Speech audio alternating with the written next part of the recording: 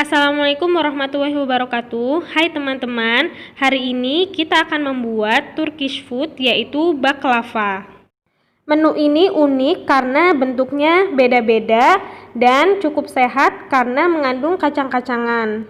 Tapi sayangnya dia terlalu manis karena penyajiannya harus direndam dalam sirup gula dengan kadar gula yang sangat tinggi. Mungkin bagi orang Turki itu hal yang biasa, tapi bagi lidah orang Indonesia itu sepertinya kurang lazim. Jadi kali ini saya akan membuat baklava dengan rasa lokal dan dengan bahan yang lokal pula. So, tonton videonya hingga habis, jangan di skip-skip dan jangan lupa recook.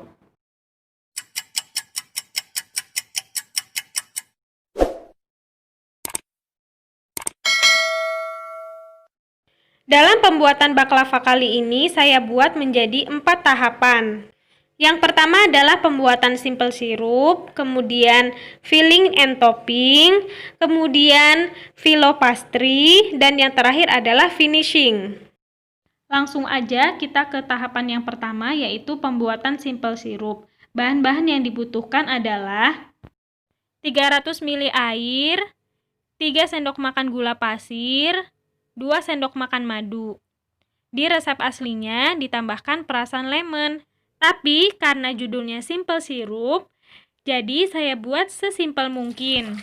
Langsung aja semua bahan ditambahkan dan dimasak hingga mendidih dan semuanya larut. Masak hingga teksturnya menyerupai sirup ya, jadi agak-agak kental gitu. Lalu sisihkan dan biarkan hingga mencapai suhu ruang. Di resep asli penggunaan gula sangat banyak, tapi saya menyesuaikan dengan lidah orang Indonesia yang tidak terlalu suka manis. Tahap yang kedua adalah filling and topping. Di sini saya menggunakan kacang lokal, yaitu kacang hijau dan kacang tanah. Karena baklava sangat dominan dengan topping kacang pistachio, jadi pada resep baklava lokal ini, saya gunakan kacang hijau sebagai pengganti toppingnya. Dan 2 kacang ini adalah murni dari hasil kebun saya, sehingga bisa saya pastikan aman dan bebas dari aflatoksin.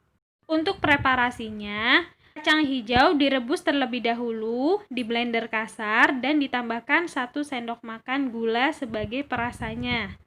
Sedangkan untuk kacang tanah, saya hanya blender kasar dan ditambah dengan 1 sendok makan gula. Aduk hingga rata lalu sisihkan. Kalau kalian mau mengganti dengan jenis kacang lain juga nggak apa-apa. Saya hanya berusaha menyesuaikan bahan lokal dengan bahan yang biasa digunakan untuk membuat baklava pada umumnya. Tahap yang ketiga yaitu membuat kulit baklava atau filo pastry.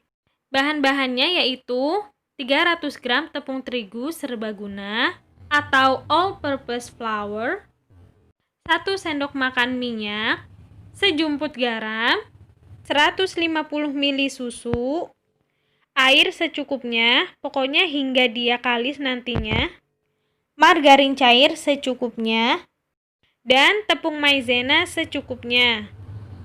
Langkah-langkahnya yaitu masukkan semua bahan kecuali air dan tepung maizena. Aduk-aduk hingga tercampur rata. Lalu masukkan air secara bertahap, aduk hingga kalis.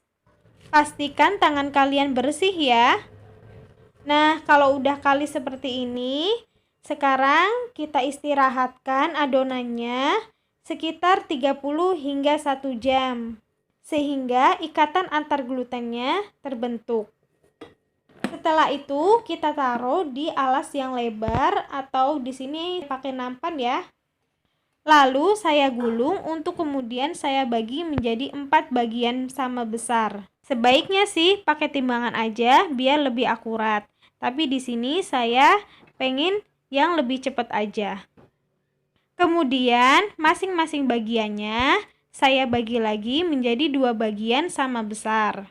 Jangan lupa untuk selalu menaburi dengan tepung maizena agar adonan tidak lengket.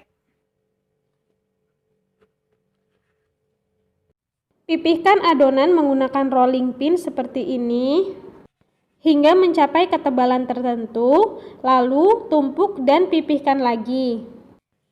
Saya menggunakan bambu sebagai pengganti rolling pin.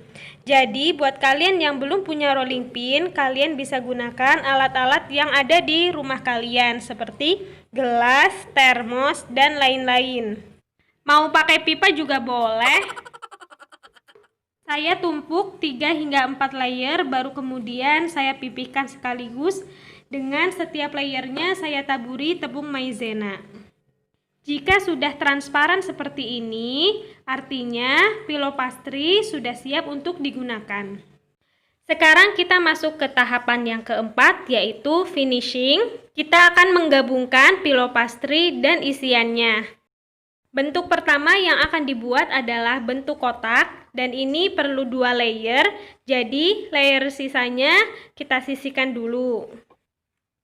Olesi masing-masing layer menggunakan margarin cair seperti ini. Taburi dengan kacang hijau dan kacang tanah secukupnya. Karena saya lebih suka kacang hijau daripada kacang tanah, jadi kacang hijaunya saya banyakin. Kalau semua bagian sudah terkena taburan, saatnya kita menutupnya dengan lapisan yang kedua.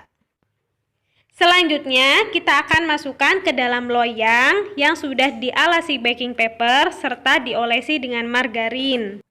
Bagian atasnya diolesi lagi dengan margarin cair.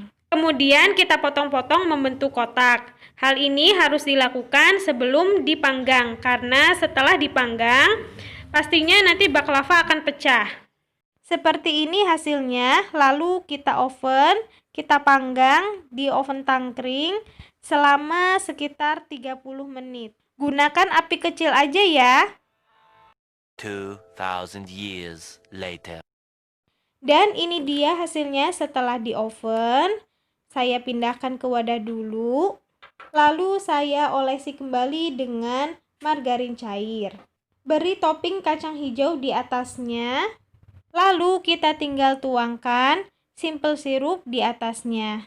Jadi ini saya hanya tuangkan sedikit saja karena saya tidak terlalu suka manis. And this is it, Indonesian baklava ala kiasan. Sekarang kita lanjut ke bentuk berikutnya, yaitu bentuk bunga. Seperti biasa, olesi terlebih dahulu dengan margarin cair ke seluruh permukaannya. Kemudian taburi dengan kacang-kacangan sesuai dengan selera.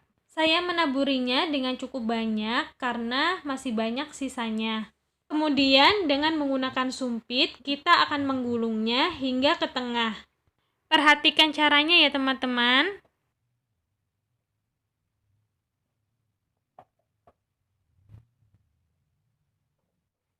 Ini saya potong ke bagian tengah, lalu sisanya saya gulung lagi.